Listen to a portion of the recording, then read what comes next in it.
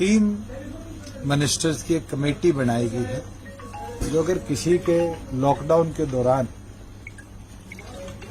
Fees के अंदर because of lockdown कोई वेरिएशन आती है उसको असेस करने के लिए सिर्फ अगले 2 महीने के लिए मेरी ट्रांसपोर्ट मिनिस्टर और स्पोर्ट्स मिनिस्टर की एक कमेटी है जो उसको हर महीने की 15 तारीख को असेस कर कैबिनेट के आगे असेसमेंट रिपोर्ट देगी कि क्या हमें किसी को रिलैक्सेशन देनी चाहिए नहीं देनी चाहिए। कैबिनेट के अंदर डिसीजन हुआ था कि एक्साइज पॉलिसी के तहत एक्साइज डिपार्टमेंट कोरोना सेस लगाए।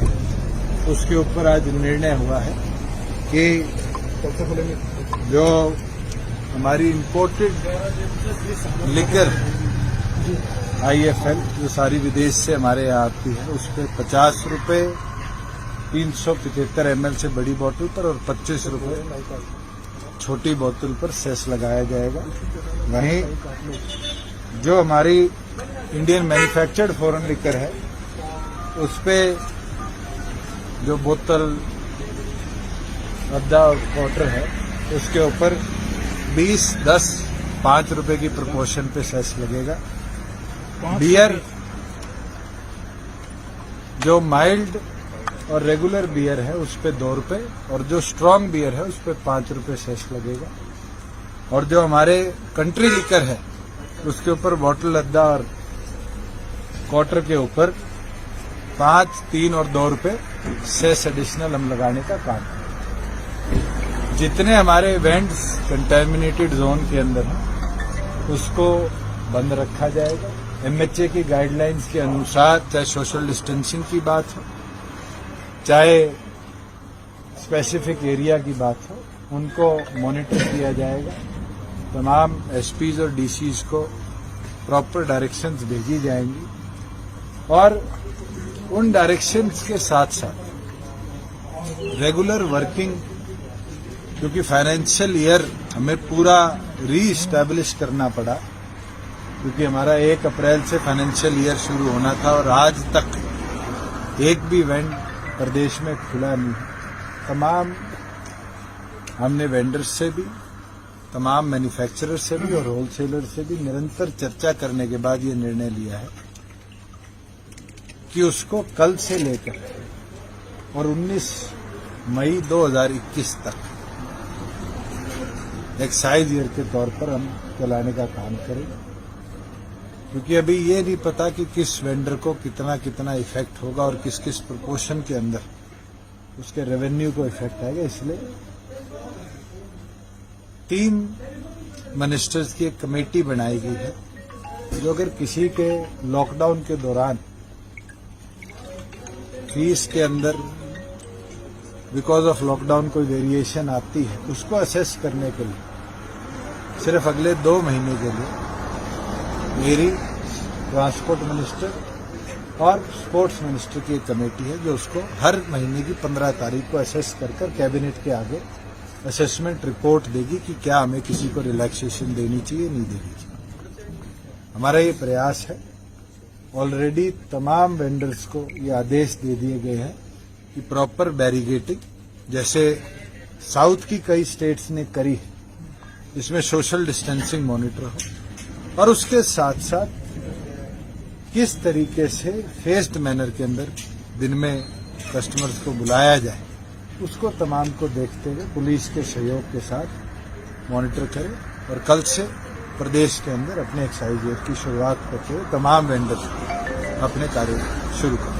कितने बजे से कितने बजे टाइम रखिए? सुबह 7 बजे से 7 बजे तक जो MHA की गाइडलाइंस है उसके प्रति सोशल डिस्टेंसिंग कैसे फॉलो उसके लिए क्या कर्मचारियों ड्यूटी लगी? ऑलरेडी तमाम वेंडर्स को ये आदेश दे दिए गए कि प्रॉपर बैरिगेटिंग जैसे कर्नाटका के अंदर करी गई है उन तमाम पैटर्न्स को फॉलो करते हुए प्रदेश के अंदर सोशल डिस्टेंसिंग सोनीपत में जहां रोज शराब की पेटियां गायब है पर्यावरण जैसा ऑलरेडी होम मिनिस्टर ने इसमें आदेश दे दिए गए हैं और इसके अंदर केवल मात्र FIR केवल मात्र सस्पेंशन तक ही नहीं क्योंकि ये बड़ी घटना सामने आई है, इसका एग्जैक्ट डाटा हम कलेक्ट कर रहे हैं, क्योंकि वहाँ एक वेयरहाउस भी था और पुलिस का खुद का गोदाम भी था।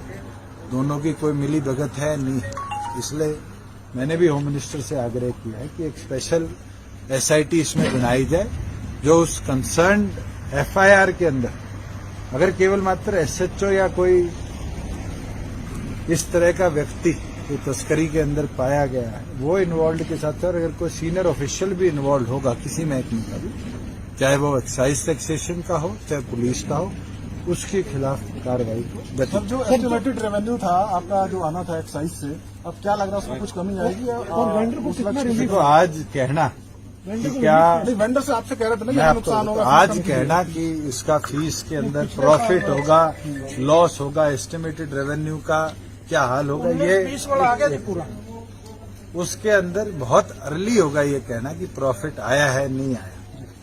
19-20 का अनुमान 6100 का था, हमारे 6200 करोड़ रुपए आया, मगर उसके अंदर 5 दिन का रेवेन्यू लॉस भी स्टेट को देखना पड़ चुका। आगे कोरोना कितने दिन चलता है, रेड जोन कितने बनते हैं, रेड जोन में कंटेमिनेशन जोन कितने बनते हैं, उसके ऊपर चर्चा करना बहुत अर्ली है। और हम उम्मीद रखते हैं कि प्रदेश के अंदर जो हमने सेस लगाया है, कहीं ना कहीं उससे भी प्रदेश को रेवेन्यू मिले, जो कि हम डेडिकेटेडली कोरोना इफेक्टेड एरिया की तरफ डाइवर्स कर पाए, चाहे वो मेडिकल सप्लाईज हो, चाहे वो इफेक्टेड फैमिलीज हो, चाहे लोगों की इंश्योरेंस हो।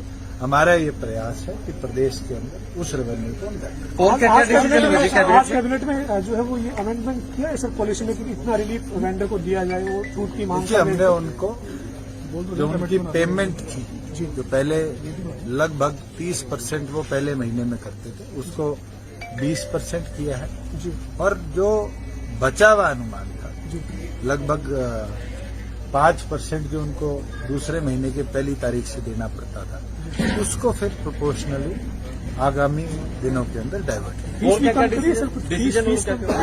क्योंकि दिन 365 उनको दिए गए हैं, उसके अंदर फीस में कोई।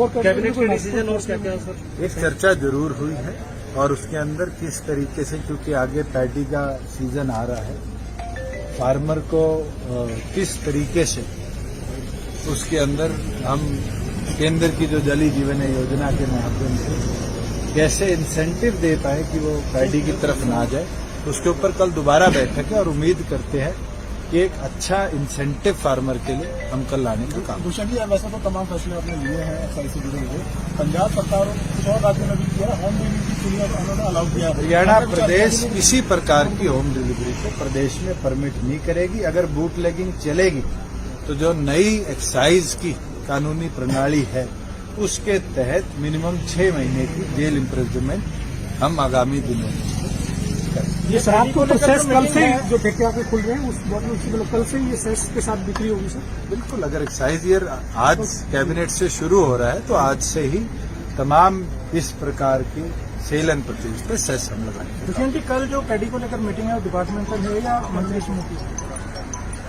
जब कैबिनेट में चर्चा हुई है, डिपार्टमेंट का विषय है, डिपार्टमेंट के प्रपोजल को मैं उम्मीद करता हूं कि हरियाणा प्रदेश के हम फार्मर को किस प्रकार से इंसेंटिव दे पाएंगे। पिछले साल के इंसेंटिव से भी बढ़ा चढ़ाकर कि ज्यादा से ज्यादा फार्मर उसके अंदर अपने आप को कन्वर्ट कर पाए, हमारा टारगेट ये। सर, ये बताएं कि अभी टारगेट हमने जो वर्ष 2020 और 21 के लिए एक्साइज के रखे थे, उसको रिव्यू किया है, ये बिल्कुल किया है, और मैं विश्वास रखता हूं कि पिछले साल जो हमने एक्साइज ईयर के टारगेट रखे थे उससे फालतू रेवेन्यू प्रदेश इस साल एक्साइज में। एक सर, सरकार ने फैसला लिया कि पट्टे पर जो लोग खेती करते हैं धान की, वो नहीं कर पाएंगे। पंचायती के अंदर भी निर्णय यह लिया गया है कि 35 मीटर डेप्थ से ज्यादा अगर कहीं भी पंचायती जमीन पर, और 8 हमारे ऐसे ब्लॉक है जब पानी का स्तर निरंतर गिरता जा रहा है,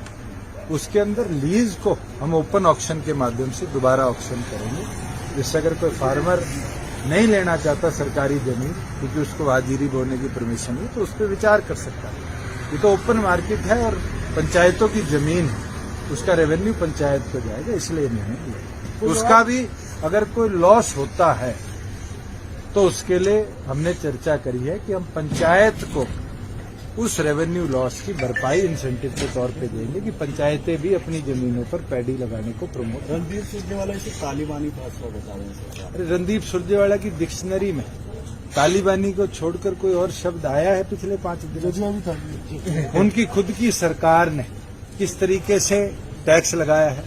दिल्ली की वो वाहवाही करते थे, आज दिल्ली ने 7 रुपए डीजल पे टैक्स बढ़ा दिया। क्या रणदीप सुरजेवाला ने एक बार भी दिल्ली के खिलाफ बोला है? शराब पे भी बढ़ाई रणदीप सुरजेवाला जी केवल मात्र मेरे ख्याल से पिछले 1 महीने में जब से वो कोरोना इफेक्टेड एरिया से निकले हैं और पंचकुला आकर बैठे हैं, वो जजिया कर और तालिबानी फैसले के सिवाय कोई और शब्द डिक्शनरी से ले आए तो मैं उनको मानता हूं। अगर आपको ये खबर अच्छी लगी तो लाइक करें, ज़्यादा से ज़्यादा शेयर करें और चैनल को जरूर सब्सक्राइब करें। धन्यवाद।